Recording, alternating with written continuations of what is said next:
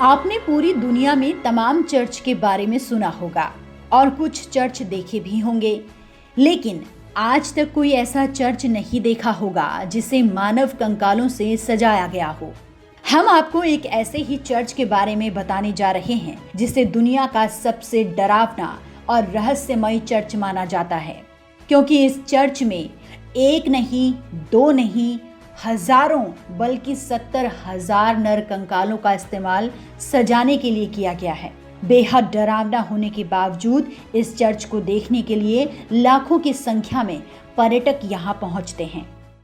Press the bell icon and never miss a video from newsnumber.com. एक अनुमान के मुताबिक सालाना इस अनोखे चर्च को देखने के लिए 2 लाख से भी ज्यादा लोग आते हैं। बता दें कि इस चर्च का नाम सेडलेक ऑश्चरी है, जो चेक गणराज्य की राजधानी प्राग में स्थित है।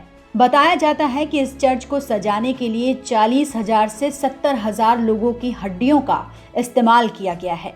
यहाँ छत से लेकर झूमर तक सब कुछ इंसानी हड्डियों से ही बनाए गए हैं। इसलिए इस चर्च को चर्च ऑफ बोन्स के नाम से भी जाना जाता है। बता दें कि इस चर्च का निर्माण अब से करीब 150 साल पहले यानी 1870 में किया गया था।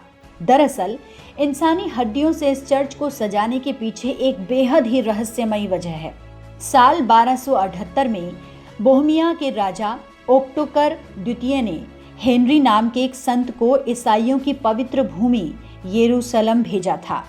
दरअसल यरूशलेम को ईसा मसीह की कर्मभूमि माना जाता है। यहीं पर उन्हें सूली पर भी चढ़ाया गया था।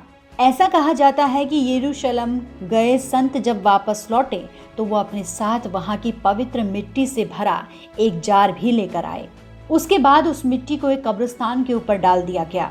बस उसके बाद से ये लोगों के दफनाने की पसंदीदा जगह बन गई।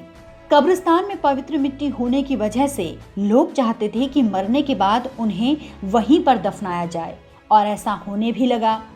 इसी बीच 14वीं सदी में ब्लैक डेथ महामारी फैल गई। इसकी वजह से बड़ी संख्या में लोग मारे गए। उन्हें भी प्राग के उसी कब्रिस्तान में दफनाया गया जहां पवित्र मिट्टी को डाला गया था।